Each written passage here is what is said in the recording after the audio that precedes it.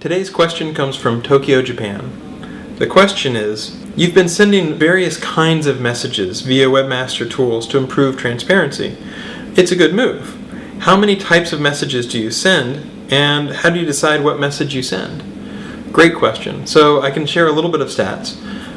At this point, we do send hundreds of thousands of messages each month.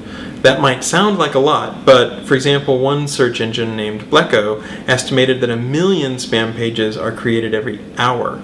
So the web is very large, so it shouldn't be a surprise that some percentage of it is spam, and as a result, we do spend a lot of time finding that spam, and since we automatically send messages and notifications when we find it, there are a lot, hundreds of thousands of notifications that we send out each month.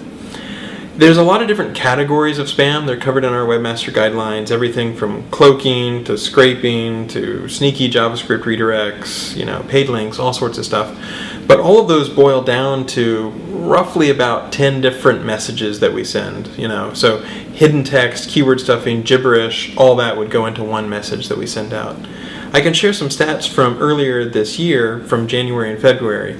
Out of the hundreds of thousands of messages that we sent over that time period, roughly 90% of those were for what we call black hat. That's pure, egregious spam, clear cut. Anybody sufficiently tech savvy would probably be able to recognize that it's spam. It's the stuff that you think of as traditional junk that you just don't want to show up in your web results because it is very clearly spam.